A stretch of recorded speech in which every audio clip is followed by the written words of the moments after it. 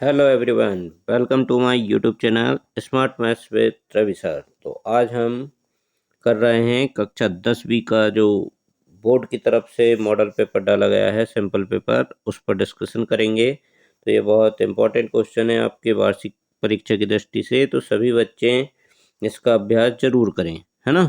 तो हम आज ये बेसिक मैथ्स, जो कक्षा 10वीं का बेसिक मैथ्स है, दोनों अलग अलग पेपर हैं। आज मैं बेसिक मैथ्स के ऊपर डिस्कस करूंगा आप लोगों से, है ना।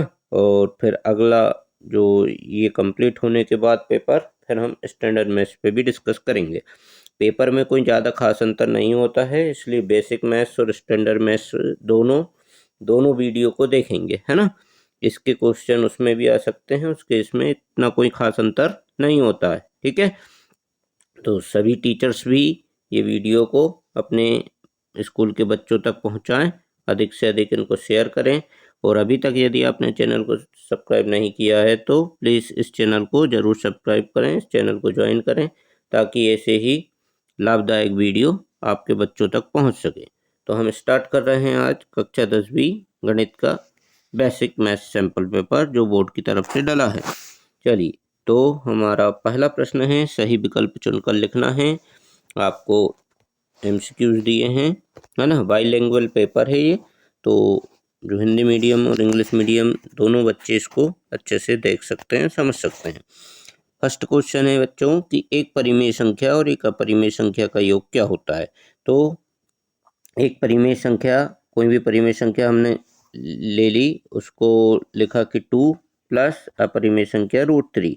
तो ये कंप्लीट जो संख्या हुई, ये कैसी संख्या है? अपरिमेय संख्या है। तो एक परिमेय और एक अपरिमेय संख्या का योग हमेशा एक अपरिमेय संख्या होती है, ठीक है बच्चों। चलिए अगला देखें हम। नेक्स्ट क्वेश्चन है कि निम्नलिखित में से कौन सा द्विघात समीकरण, द्विघात बहुपद है ना, नॉट समीकरण। तो जो भी वेरिएबल पर आपको यदि 2 की घात दिखती है अधिकतम, तो वो द्विघात बहुपद होगा। देखिए यहाँ पर x² + 7x + 10 ये द्विघात बहुपद है ना। यहाँ पर x³ है तो ये नहीं है। यहाँ x पे 1 की घात है, यहाँ x पे 1 की घात है, ये कोई से नहीं है, केवल और केवल ये हमारा करेक्ट आंसर होगा, ठीक है। चलिए नेक्स्ट क्वेश्चन।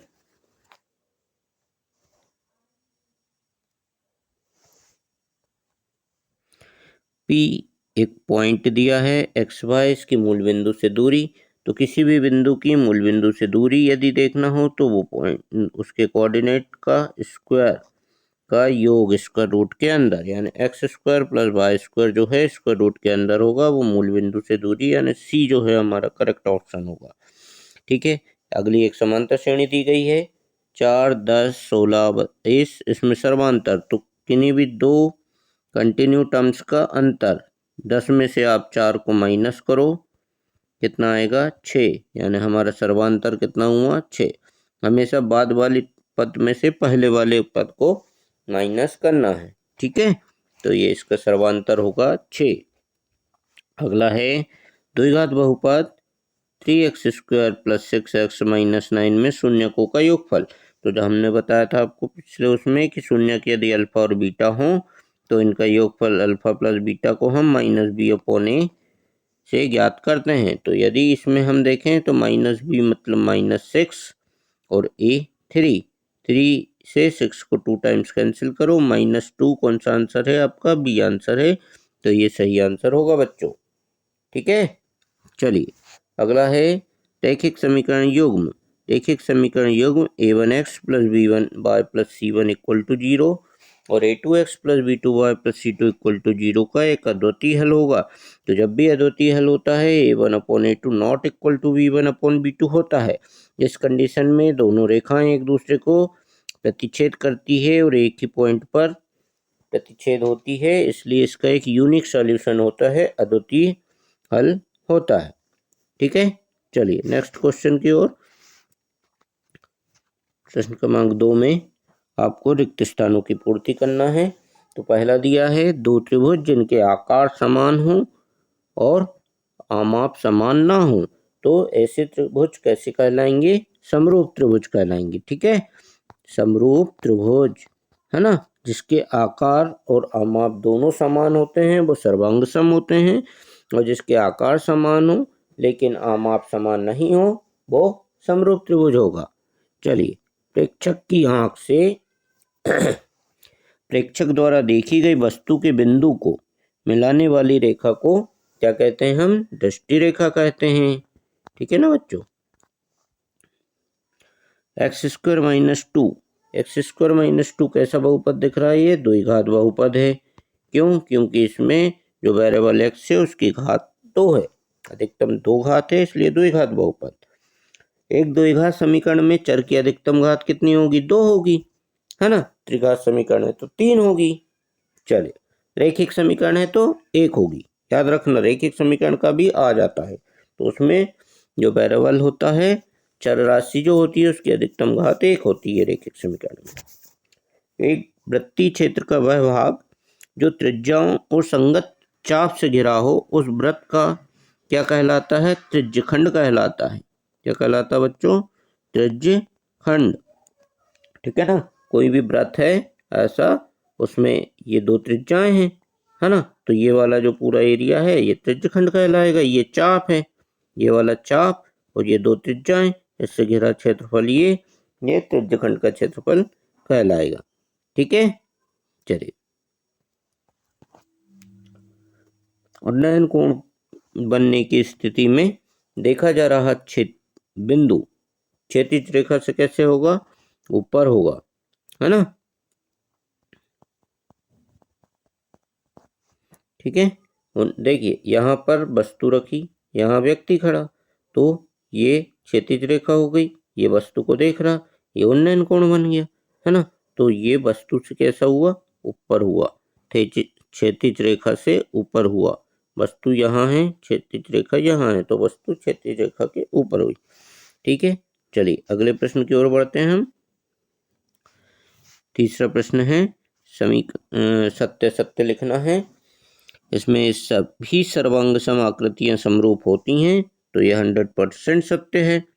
ठीक है। सभी सर्वांग सम आकृति समरूप होगी, पर सभी समरूप आकृति सर्वांग सम नहीं होती है। ठीक है। चलिए, बिंदु XY की x अक्ष से दूरी, तो x अक्ष से दूरी क्या होगी? y, है ना। y अक्ष से दूरी x अक्ष से दूरी y।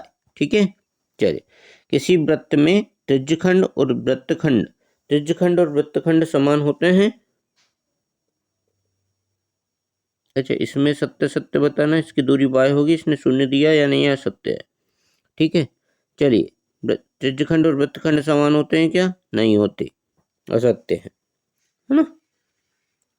फिर है, वृत्त के किसी बिंदु पर स्पर्श रेखा, है ना, स्पर्श बिंदु से जाने वाली त्रिज्या के समांतर होती है क्या?